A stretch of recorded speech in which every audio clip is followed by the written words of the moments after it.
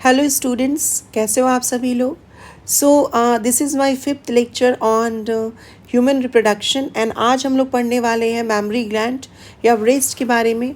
Understood, it is also an important topic from NEET point of view. तो let's start with the video.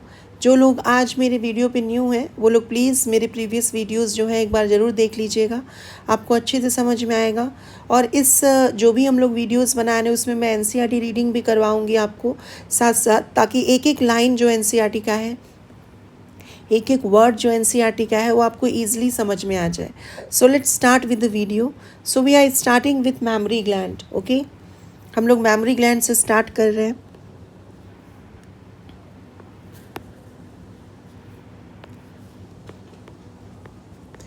Memory gland या breast, right. अब ये जो mammary gland होता है, आपको लोगों को मालूम है, ये एक पेयर्ड स्ट्रक्चर है, राइट। ये कैसा स्ट्रक्चर है? It is a paired structure. ठीक है, पेयर्ड स्ट्रक्चर है मैमरी ग्लैंड। और आप लोगों ने एनिमल किंगडम में पढ़ा होगा कि a functional mammary gland is the unique characteristic feature of all the mammals without any exception, right. आप लोगों ने ये कहाँ पढ़ा होगा? एनिमल किंगडम चैप्टर में ज़रूर पढ़ा होगा कि presence of mammary gland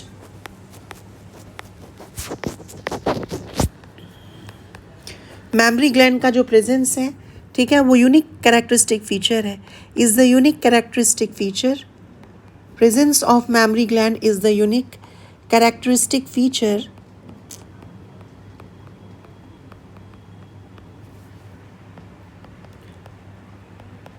of all the mammals, सारे मैमल्स का, ऑफ ऑल द मैमल्स।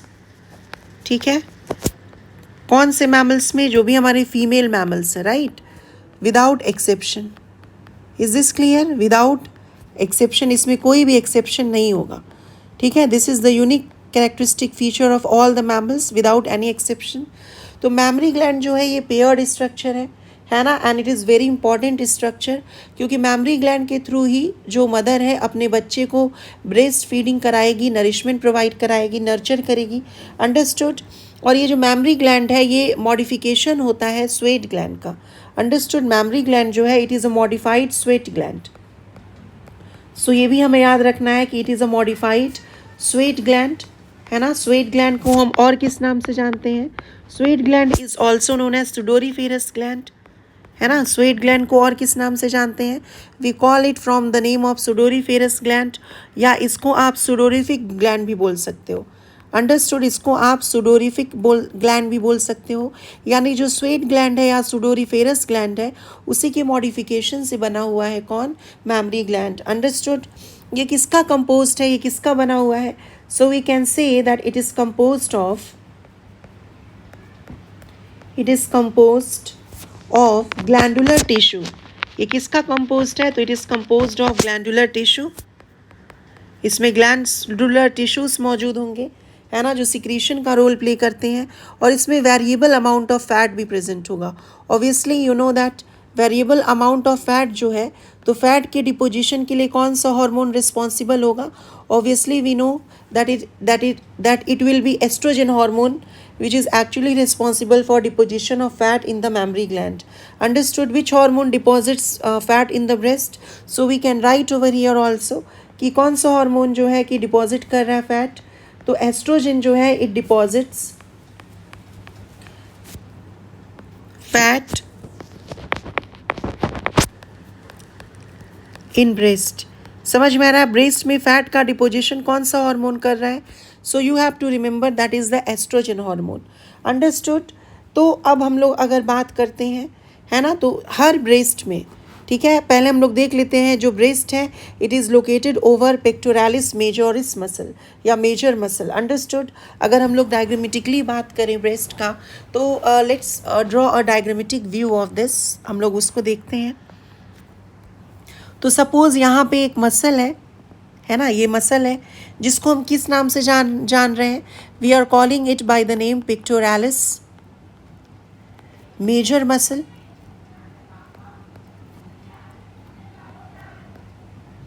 इसी मसल के ऊपर एक्चुअली में क्या होता है कि जो ब्रेस्ट है या जो मैमरी ग्लैंड है वो लोकेटेड होगा। अंडरस्टूड। और यहाँ पर इधर रिब्स प्रेजेंट होंगी, है ना। इस तरफ आपका क्या प्रेजेंट होगा, बेसिकली रिब्स प्रेजेंट होंगी। तो भी हम लोग देख लेते हैं। यहाँ पे जैसे मान लीजिए ये रिब्स है, इधर रिब्स मौजूद है, तो ये क्या हो गया, this is the ribs, understood. और यहाँ पर जो रिब्स के बीच का स्पेस है ना, रिब्स के बीच में जो स्पेस होगा या फिर जो ये जगह होगा, यहाँ पर क्या प्रेजेंट होगा, मसल्स प्रेजेंट होगा, है ना। जो आप लोगों ने पढ़ा भी होगा, कहाँ पर, ब्रीदिंग चैप्टर में आपने ज़रूर पढ़ा होगा। क्या नाम है इन मसल्स का, तो they are known as intercostal muscles, है ना। इंटरकॉस्टल मसल में दो प्रकार के मसल्स आपने पढ़े होंगे। एक होता है एक्सटर्नल इंटरकॉस्टल मसल, जो कि इंस्पिरेशन के समय रोल प्ले करता है, और एक होता है इंटरनल इंटरकॉस्टल मसल, जो फोर्सफुल एक्सपिरेशन के समय रोल प्ले करता है। अंडरस्टूड और नॉट। अब ये जो पेक्टोरालिस मेजोरिस मसल है, या जो पेक्टोरालिस मेजर मसल है, इसी के ऊपर क्या प्रेजेंट होगा, ब्रेस्ट या फिर मेमोरी ग्लैंड जो है वो लोकेटेड होगा। ओके, तो यहाँ पर इस तरह से जो ब्रेस्ट है या जो मेमोरी ग्लैंड है वो लोकेटेड है। तो ये क्या हो गया, this is the memory gland, understood. यहाँ पर ये क्या हो गया, this is the memory gland. और ये जो एरिया है इसको हम क्या बोल रहे हैं, निपल बोल रहे हैं। और इसी निपल के थ्रू जो बच्चा है वो मिल्क को सक आउट करेगा, ठीक है, यू नो दिस। और निपल के पास का जो एरिया होता है, the area which is present around the nipple, they are darker, understood. वो जो एरिया निपल के पास होते हैं वो डार्क एरिया होते हैं, अंडरस्टूड। और ये बेसिकली सीबेशियस ग्लैंड से बनते हैं, ठीक है। मेमोरी ग्लैंड मॉडिफिकेशन है स्वेट ग्लैंड का, लेकिन ये जो डार्क एरिया है बेसिकली ये ऑयल ग्लैंड के सिक्रेशंस से बन रहे होते हैं एक्चुअली, बट वो उतना आपको नहीं याद रखना है, ठीक है। और इस जो एरिया है यहाँ पर जो डार्क एरिया है इसको हम क्या बोल रहे हैं, we are calling it areola, understood. ये जो डार्क एरिया है इसको हम क्या बोल रहे हैं, निपल के बाहर, तो डार्क एरिया को हम बोल रहे हैं एरियोला। आई होप यहाँ तक आपको समझ में आ गया। मैंने क्या बोला कि मेमोरी ग्लैंड पेयर्ड स्ट्रक्चर है, और फंक्शनल मेमोरी ग्लैंड का प्रेजेंस हर एक मैमल्स में होना ज़रूरी है जो कि फीमेल है, विदाउट एनी एक्सेप्शन। उसके अलावा जो मेमोरी ग्लैंड है it is located over the pectoralis major muscle, जो कि मैंने आपको यहाँ पर बताया। उसके बाहर इस तरह से रिब्स होंगे, और यहाँ पर जो मसल्स होगा वो इंटरकॉस्टल मसल्स हैं। इस पर क्वेश्चंस नहीं आते हैं, बट आपको नॉलेज के लिए तो आपको पता होना चाहिए। आपको मैंने बताया था कि जो यू कैन से मेमोरी ग्लैंड है उसके पास वेरिएबल अमाउंट ऑफ फैट्स होगा। तो सपोज़ यहाँ पर फैट्स यहाँ पर बना दिया जाए अगर, है ना, तो यहाँ पर इसमें क्या होगा, फैट का डिपोजिशन होगा, ठीक है, वेरिएबल अमाउंट ऑफ फैट होगा। अलग अलग फीमेल्स में किसी में मेमोरी ग्लैंड में फ़ैट का अमाउंट ज़्यादा होगा, किसी में फैट का अमाउंट जो है वो कम होगा, अंडरस्टूड। तो ये आपके क्या हो गया, this is the fat deposition in the memory gland. उसके अलावा हर ब्रेस्ट के अंदर ईच मेमोरी ग्लैंड और each breast has approximately 15 to 20 memory lobes. क्या बोल रही हूँ मैं कि हर ब्रेस्ट में तकरीबन 15 से 20 क्या होगा प्रेजेंट, मेमोरी लोब्स प्रेजेंट होंगे। तो सपोज़ ये क्या हो गया, this is the memory lobes, ठीक है, ये क्या हो गया, मेमोरी लोब्स है। और कितने मेमोरी लोब्स होते हैं पर ब्रेस्ट, पर ब्रेस्ट कितने मेमोरी लोब्स होंगे, ये एनसीईआरटी लिख रहा है। तो ईच ब्रेस्ट में या ईच जो मेमोरी ग्लैंड है उसमें 15 से 20 मेमोरी लोब्स होंगे। तो ये जो स्ट्रक्चर मैंने बनाया, ये किस चीज़ का स्ट्रक्चर बनाया है मैंने, this is known as memory lobes. और how many memory lobes are present, approximately 15 to 20 memory lobes in each breast, understood or not। अब ये जो memory lobes होंगे इसमें क्या प्रेजेंट होगा, इसमें छोटे छोटे यू कैन से स्ट्रक्चर्स मौजूद होंगे जहाँ पर एक्चुअली में मिल्क बनेगा, अंडरस्टूड। और ये जो स्ट्रक्चर्स इसके अंदर यहाँ पर प्रेजेंट होंगे इसको हम बोल रहे हैं एल्व्यूलाई। इस स्ट्रक्चर्स को क्या बोल रहे हैं, इसको हम बोल रहे हैं एल्व्यूलाई। सो ये जो mammary you can say lobes हैं इसमें numerous you can say sac like structures मौजूद होंगे, जिसको हम किस नाम से जान रहे हैं, एल्व्यूलाई के नाम से जान रहे हैं, है ना। तो हर मेमोरी लोब्स में न्यूमरस यू कैन से एल्व्यूलाई प्रेजेंट होंगे, और एल्व्यूलाई जो है यही मिल्क को सिक्रीट करेंगे। और एल्व्यूलाई का जो ल्यूमेन होगा, है ना, एल्व्यूलाई में जो खाली जगह होगा वहाँ पर जो मिल्क है वो स्टोर हो जाएगा, अंडरस्टूड और नॉट। क्या बोल रही हूँ मैं आपको कि each breast is divided into 15 to 20 memory lobes, and memory lobes contain cluster of cells which are called alveoli, understood और नॉट। जो सेल होंगे एल्व्यूलाई के वही सिक्रीट करेंगे मिल्क, और जो मिल्क है that will be you can say stored in the cavities और lumen of the alveoli. Okay, is this clear. अब क्या होगा आगे कि ये जो आपके मिल्क है ये एल्वुलाई के ल्यूमेन में स्टोर हो गए। ये जो खाली जगह है ये क्या है, this is known as lumen of alveoli, है ना। इसी ल्यूमेन ऑफ एल्वुलाई में जो मिल्क है वो बनने के बाद स्टोर हो जाते हैं। अब उसके बाद से क्या होता है कि जो आपका ये है एल्वुलाई है उससे छोटे छोटे ट्यूब्यूल्स या फिर यू कैन से छोटे छोटे स्ट्रक्चर्स जो है ट्यूब्यूल लाइक स्ट्रक्चर्स वो आगे की तरफ ऐसे बढ़ रहे होते हैं। देखिए ये देखो यहाँ पर ये जो ट्यूब्यूल्स हैं ये मिल्क को लेकर आगे की तरफ बढ़ रहे होते हैं लाइक दिस। ये देखिए ये जो स्ट्रक्चर एल्वुलाई से निकल रहे हैं इन स्ट्रक्चर्स को हम क्या बोल रहे हैं, we are calling this structure mammary tubules. इस स्ट्रक्चर को हम क्या बोल रहे हैं, we are calling it mammary tubules. Understood और नॉट। यहाँ पर हम इस स्ट्रक्चर को क्या नाम से जान रहे हैं, we are calling it mammary tubules. Understood और नॉट। क्या बोला मैंने, सबसे पहले आप फिर से देखो कि जो मैमरी ग्लैंड है इसमें वेरिएबल अमाउंट ऑफ फैट है। एक मेमोरी ग्लैंड में तकरीबन 15 से 20 मेमोरी लोब्स होंगे।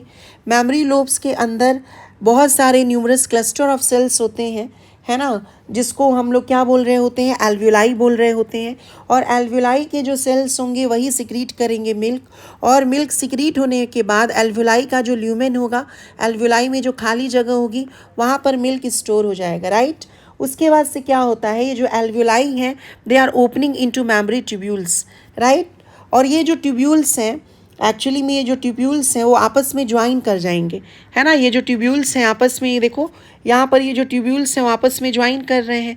और वो जब ज्वाइन कर रहे हैं तो एक यू कैन से मोटा सा एरिया यहाँ पर बन रहा है। कैन यू सी, ये जो मोटा सा एरिया इन मेमोरी ट्यूब्यूल्स के ज्वाइनिंग करने से बना, इसको हम क्या बोल रहे हैं, बेसिकली मेमोरी एम्प्यूला, है ना। बट उसके भी पहले ये जो स्ट्रक्चर बना सबसे पहले, ओके वो मोटा सा एरिया हम लोग बाद में देखेंगे। पहले जो मेमोरी ट्यूब्यूल से जो स्ट्रक्चर एक्चुअली में मर्ज होके बन रहा है उसको हम क्या बोल रहे हैं, we are calling it mammary duct. यहाँ देखो ये क्या हो गया आपका मेमोरी डक्ट, यानी सबसे पहले एल्वुलाई के अंदर जो है वो मिल्क बना और इसके ल्यूमेन में स्टोर हो गया। फिर मेमोरी ट्यूब्यूल्स जो है उस मिल्क को लेकर आगे की तरफ बढ़ रहे हैं, है ना। एल्वुलाई जो है उससे क्या बन रहा है आपका, मेमोरी ट्यूब्यूल्स बेसिकली निकल रहे हैं, है ना। और जो मेमोरी ट्यूब्यूल्स हैं, बहुत सारे मेमोरी ट्यूब्यूल्स जब आपस में ज्वाइन करेंगे तो वो क्या बना ले रहे हैं, मेमोरी डक्ट। अंडरस्टूड। और फिर मेमोरी डक्ट जो है वो बहुत सारे जब आपस में मर्ज करेंगे तो मेमोरी डक्ट के मर्ज होने की वजह से क्या होता है, एक वाइडर एरिया बन जाता है और उस वाइडर एरिया को हम क्या बोल रहे होते हैं, मेमोरी एम्प्यूला।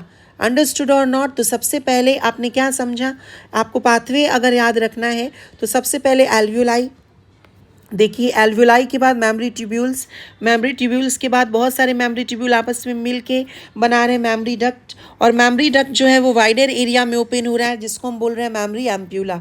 आई होप यहाँ तक आपको समझ में आ गया होगा। अब ये जो मेमोरी एम्प्यूला है ये एक डक्ट से एक्चुअली कनेक्टेड है और उस डक्ट को हम बोल रहे होते हैं लैक्टिफेरस डक्ट, जो निपल तक जा रहा है। अंडरस्टूड।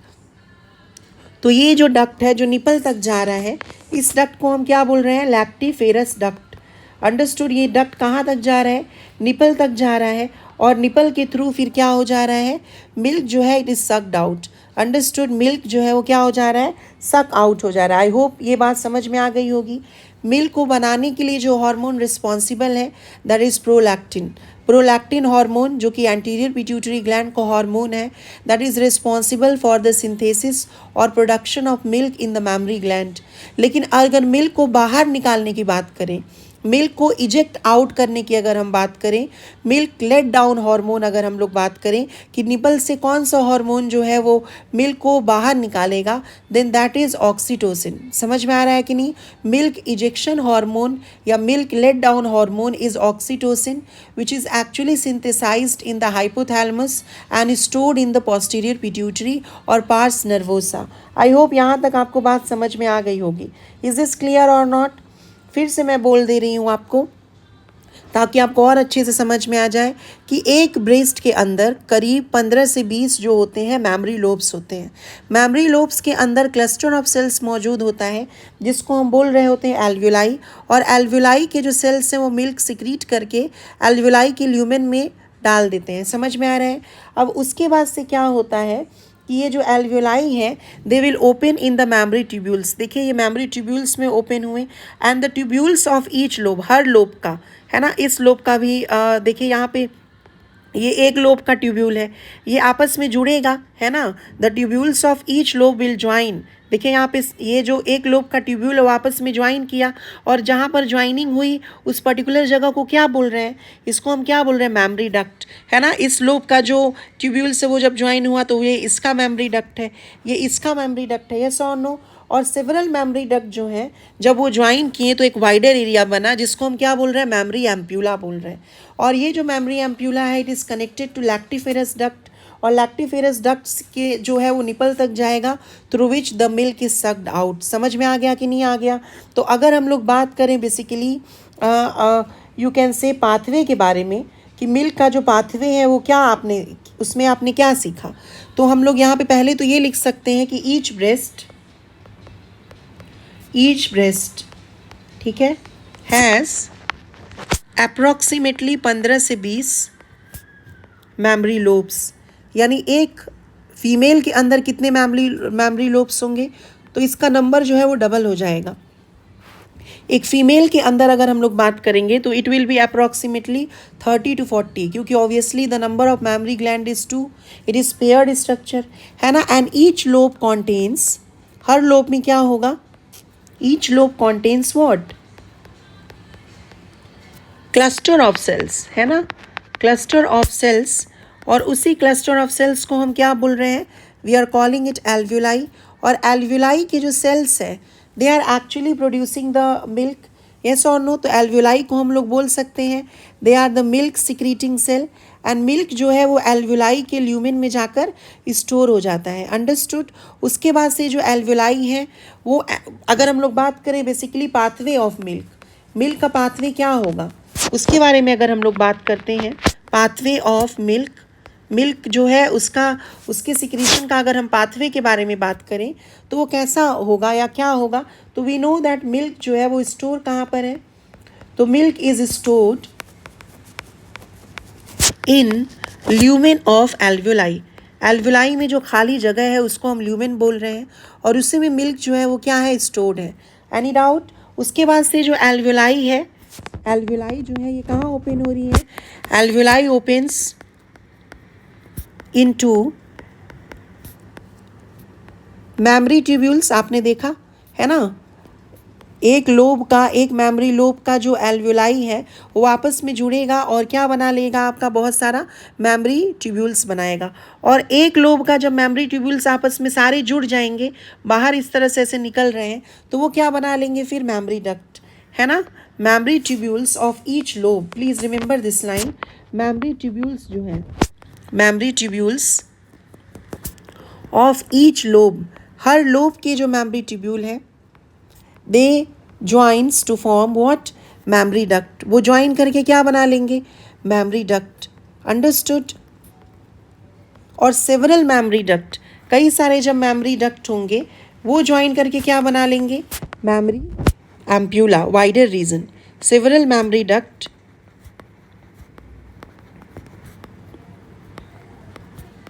ये ज्वाइन करेंगे आपस में टू फॉर्म मेमोरी एम्प्यूला।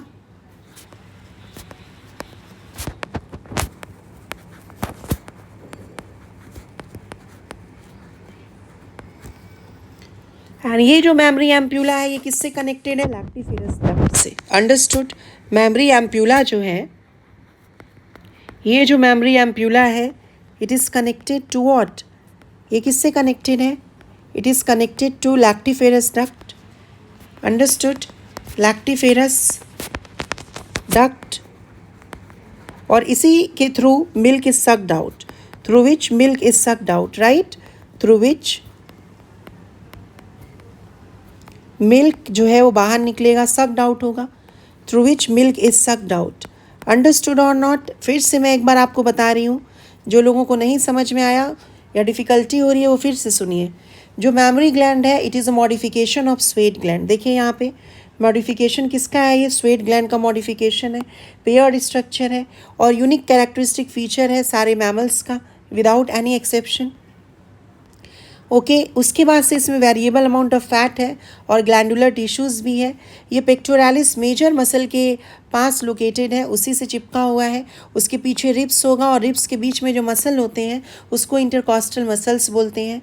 एक मैमरी ग्लैंड के अंदर अप्रॉक्सीमेटली 15 से 20 memory you can say lobes होते हैं और मैमरी लोब्स के अंदर क्लस्टर ऑफ सेल्स होता है जिसको हम बोलते हैं क्या, एल्वियोलाई। और ये एल्वियोलाई ही मिल्क सिक्रीटिंग सेल्स होते हैं। इस एल्वियोलाई के ल्यूमेन में मिल्क बनता है और स्टोर्ड होता है। उसके बाद से एल्वियोलाई से बाहर से जो मिल्क है वो मेमरी ट्यूब्यूल्स के थ्रू बाहर निकलता है और memory tubule of each lobe, हर लोब का मेमरी ट्यूब्यूल आपस में ज्वाइन करके क्या बना देता है, मेमरी डक्ट। तो ये सब क्या है, दे आर मेमरी डक्ट। सारे मेमरी डक्ट जो सेवरल मेमरी डक्ट्स हैं वो जब आपस में जुड़ेंगे तो क्या बन जाएगा फिर, मेमरी एम्प्यूला। अंडरस्टूड, क्या बन जाएगा, मेमरी एम्प्यूला। ऐसा नहीं है कि मेमरी एम्प्यूला एक ही मिले बनेगा, अंडरस्टूड। ऐसा नहीं है कि एक ही मेमरी एम्प्यूला होगा, you have to remember this also. Mammary ampulla ज़्यादा होंगे, एक ही नहीं होगा। लेकिन ये जो मेमरी एम्प्यूला है किससे बनेगा, कई सारे मेमरी डक्ट से बनेगा, अंडरस्टूड और नॉट। ठीक है, तो मेमरी एम्प्यूलास के नंबर 4 से 5 भी हो सकते हैं एक मेमरी ग्लैंड में। और ये वाइडर एरिया है, वाइडर रीजन है। ये जो मेमरी एम्प्यूला है they are actually connected to the lactiferous duct, understood. और लैक्टिफेरस डक्ट के थ्रू फिर क्या होगा, जो मिल्क है वो it will be sucked out, understood. अब हम लोग अगर बात करते हैं हॉर्मोन्स का क्या रोल है, तो let's talk about the role of hormone. इसमें हार्मोन का एक्चुअली में क्या रोल है, अंडरस्टूड, उसके बारे में भी हम लोग बात कर सकते हैं। तो you have to remember that जो प्रोलैक्टिन हार्मोन है ना, जिसका शॉर्ट फॉर्म क्या होता है, PRL। PRL मतलब प्रोलैक्टिन। प्रोलैक्टिन हार्मोन जो होता है it is responsible for synthesis या you can say production of milk. ठीक, मिल्क को बनाने में कौन रोल प्ले कर रहा है, प्रोलैक्टिन। ठीक है, मिल्क को सिक्रीशन में, मिल्क सिक्रीशन में प्रोजेस्टेरॉन का भी रोल होता है। आप अगर अपना NCERT खोलो केमिकल कोऑर्डिनेशन और इंटीग्रेशन में, तो आप देखो वहाँ पे मिल्क जो सिक्रीशन है यानी एल्वियोलाई से जब थोड़ा बहुत बाहर निकलने की बात अगर हम करें तो उसमें जो बेसिक रोल है वो प्रोजेस्टेरॉन का भी होता है। ये एंडोक्राइन सिस्टम के चैप्टर में लिखा हुआ है, chemical coordination and integration. Milk secretion में प्रोजेस्टेरॉन का रोल है और मिल्क को बाहर निकालने में किसका रोल है, ऑक्सीटोसिन हार्मोन का। ऑक्सीटोसिन जो है ये मिल्क इजेक्टिंग हार्मोन है, मिल्क इजेक्टिंग या मिल्क लेट डाउन हार्मोन जिसको बोलेंगे। ओके, मिल्क इजेक्टिंग या you can say milk let down hormone, milk let down hormone. समझ में आ रहा है कि नहीं। और जो गाय भैंस होती है जब उसमें एम्पल अमाउंट ऑफ मिल्क नहीं निकलता है ना, तो उस समय जो ये होते हैं यू कैन से जो भी काउ ये गाय या भैंस पालने वाले लोग होते हैं वो लोग क्या करते हैं, सिंथेटिक ऑक्सीटोसिन जो है वो इंजेक्ट करते हैं, किसमें, काउज में या बफेलोज में। समझ में आ रहा है। वो जो सिंथेटिक ये ऑक्सीटोसिन वो इंजेक्ट करते हैं उसको पिटोसिन बोलते हैं। पिटोसिन का इंजेक्शन देते हैं गाय या भैंस को ताकि वो क्या कर सके, मिल्क इजेक्ट कर सकें। समझ में आ रहा है। तो मिल्क सिंथेसिस की अगर हम बात करेंगे तो आपका आंसर होना चाहिए क्या, प्रोलैक्टिन। मिल्क सिक्रीशन के लिए अगर बात करें then your answer will be progesterone. और मिल्क को बाहर निकालने की अगर हम बात करें then your answer should be oxytocin. Is this clear और नॉट। तो एक बार चलते हैं NCERT की भी रीड कर लेते हैं। आई होप आप लोगों ने मेरे साथ नोट्स लिखा होगा मेमरी ग्लैंड का, तो एक बार हम लोग NCERT भी रीड कर लेते हैं। तो देखो यहाँ पर देखिए ये बेसिकली ये मेमरी ग्लैंड का स्ट्रक्चर है ना, जिससे आप सभी वाकिफ़ हैं, जो हम लोगों ने ऑलरेडी बनाया है। देखो यहाँ पे फैट का डिपोजिशन है ना। उसके बाद से ये मेमरी लोब्स हैं। मेमरी लोब्स में क्या प्रेजेंट है, एल्वियोलाई मौजूद है। मेमरी लोब्स में देखो ये एल्वियोलाई मौजूद है, इसी के ल्यूमेन में क्या स्टोर होगा, मिल्क। उसके बाद से फिर यहाँ पे मेमरी ट्यूब्यूल्स आई थिंक नहीं दिखाया है बट इट्स ओके। ये देखिए यहाँ पे ये मेमरी डक्ट दिखाया गया है, ये एम्प्यूला दिखाया गया। ये देखो ये एम्प्यूला हो गया, ये एम्प्यूला हो गया, ये एम्प्यूला हो गया। तो एम्प्यूला एक ही नहीं है, समझ में आ रहा है कि नहीं। और एम्प्यूला किससे कनेक्टेड है, लैक्टिफेरस डक्ट से, अंडरस्टूड। तो एक बार हम लोग रीड भी करेंगे, यहाँ पर देखते हैं। तो a functional mammary gland is the characteristics of all female mammals.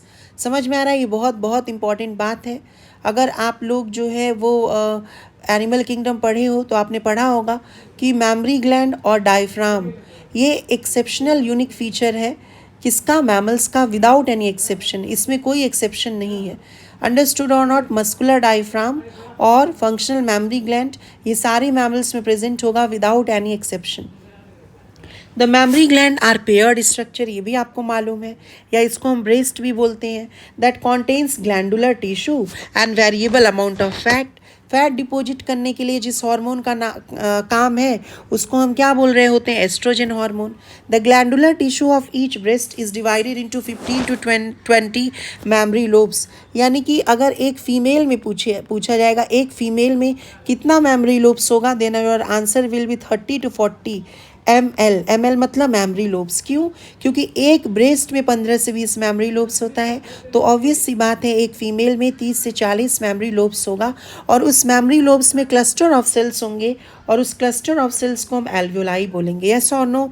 ये जो सेल्स हैं एल्वियोलाई के, है ना, जो सेल्स हैं एल्वियोलाई के, वो सिक्रीट करेंगे मिल्क। येस और no? Which is stored in the cavities, उस कैविटी को ल्यूमेन ऑफ एल्वियोलाई बोलेंगे। एल्वियोलाई ओपन कहाँ होगा, मेमोरी ट्यूब्यूल्स में, जो कि आप लोगों ने, मैंने आपको डायग्रामेटिकली दिखाया, आपको मैंने लिखवाया भी। The tubules of each lobe, देखो मैंने उस पर भी फोकस किया था, ईच पे। The tubules of each lobe join to form memory duct. Several memory duct join to form a wider memory ampulla which is connected to lactiferous duct and opens at the nipple from where the milk is expressed during breastfeeding. Yes or no? I hope ये जो चीज़ें हैं आपको समझ में आ गई, एक एक लाइन एनसीईआरटी की समझ में आ गई। Yes or no? Is this clear? तो several memory you can say duct से बनेगा मेमोरी एम्प्यूला, और मेमोरी एम्प्यूला देखो ये भी मेमोरी एम्प्यूला है, ये भी मेमोरी एम्प्यूला है, ये भी मेमोरी एम्प्यूला है, और वो मेमोरी एम्प्यूला जो है वो लैक्टिफेरस डक्ट से कनेक्टेड है, और उसी के थ्रू जो मिल्क है वो सक्ड आउट हो जाएगा। तो मेमोरी ग्लैंड आपको अच्छे से समझ में आ गया होगा। आई होप आपको समझ में अगर आया तो प्लीज़ कमेंट बॉक्स में अपना कमेंट ज़रूर लिखें, क्योंकि उसी के थ्रू मुझे मोटिवेशन मिलेगी। अंडरस्टूड और नॉट? और लाइक शेयर और सब्सक्राइब जरूर करें मेरे चैनल को। अभी आपने बेसिकली समझ गए होंगे कि सबसे पहले एल्वियोलाई आएगा, उसके बाद से मेमोरी ट्यूब्यूल्स आएगा, फिर मेमोरी डक्ट आएगा, okay, then memory ampulla, then lactiferous duct and finally nipple से सक्ड आउट। ठीक है, so I hope I am clear. जो नेक्स्ट टॉपिक होगा वो होगा गैमेटोजेनेसिस, जिसमें पहले हम स्पर्मेटोजेनेसिस डील करेंगे एक लेक्चर में, और एक लेक्चर हमारा होगा oogenesis। oogenesis भी आपको बहुत आसानी से समझ में आएगा। बहुत बच्चों को oogenesis में डिफ़िकल्टी होती है, but I am sure that कि आपको कोई प्रॉब्लम नहीं होगी। सो अगर आपको अच्छे से समझ में आया है तो please like share subscribe and comment. Thank you so much students for watching.